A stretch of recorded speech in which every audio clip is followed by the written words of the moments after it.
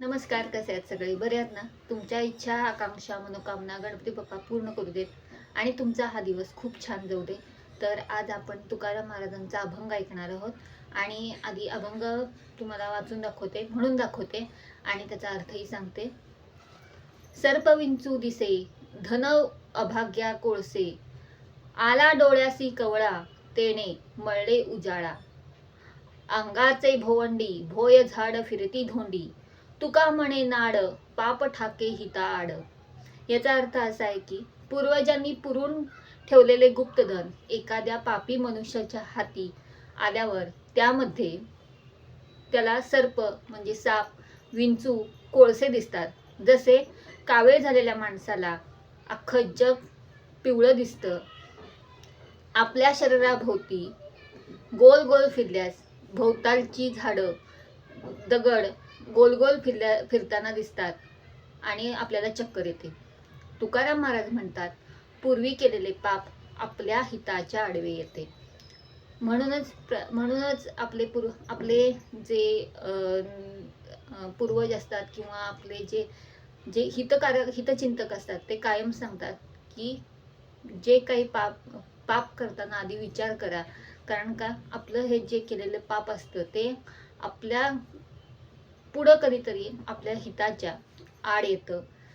जसं पूर्वजांनी आपल्या गुप्तधन पुरून ठेवलेलं असतं आणि ते जर कुठल्या तरी एका पापी मनुष्याच्या म्हणजे ज्याच्या मनात पाप आहे, तो सारखा दुसऱ्याचा विचार करतो की ह्याचं वाईट व्हावं, वाईट करण्यासाठी तो टपलेला असतो. त्याच्या हातात जर ते धन लागलं तर त्याला फक्त त्याच्यात साप, विंचू, कोळसे हेच दिसतात. त्याला धन काही दिसत नाही. का का त्याच्या मनात पाप असतं की तो विचार करत असतो ह्याचं वाईट कसं व्हावं, हेच तो विचार करत असतो. त्यामुळं त्याला साप, विंचू हे दिसतात. जेव्हा मनुष्याला कावीळ होते तेव्हा त्याला अख्खं जग पिवळं दिसतं. तसंच आपण शरीराभोवती जेव्हा आपण गोल फेरी मारतो तेव्हा आपल्याला असं वाटतं की भोवतालचं सगळं जग गोल गोल फिरतंय तर आणि आपल्याला चक्कर येते. तसंच तेव्हा तुकाराम महाराज म्हणतात की पूर्वी केलेलं पाप हे जसं गोल गोल फिरताना सगळं गोल गोल फिरतं, तसंच पूर्वी केलेलं पाप हे पुढं कधीतरी आपल्या समोर येतं. आणि त्यामुळं आपण काहीही पाप म्हणजे काय, काहीही जर कृत्य केलं असेल, वाईट कृत्य केलं असेल तर त्याचं आपल्याला ते भोगायला लागतं म्हणतात. तसंच त्याचं प्रायश्चित आपल्याला घ्यायला लागतं आणि ते पुढं आपल्याला येतं.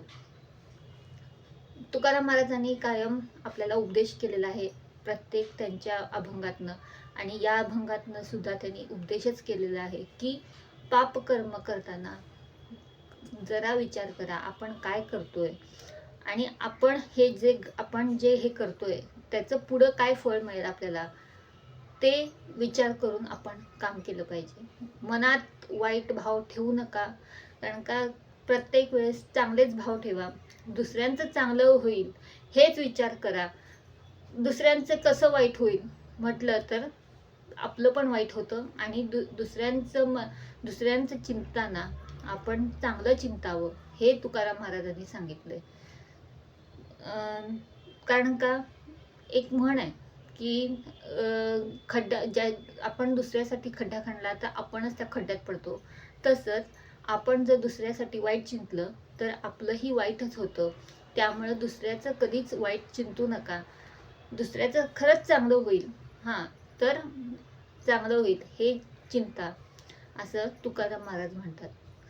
तर हा अभंग कसा वाटला ते मला सांगा. जर अभंग आवडला असेल तर लाईक करा. असेच अभंग आणि विविध माहिती कथा तुम्हाला ऐकायचे असतील तर माझ्या चॅनलला सबस्क्राईब करा. तर तुम्ही जेव्हा माझ्या चॅनलला सबस्क्राईब कराल तर हे सगळे अभंग तुम्हाला ऐकायला मिळतील. तर आपण पुढच्या भागामध्ये असाच एक अभंग आणि वेगवेगळ्या कथा माहिती आपण घेऊन भेटूया.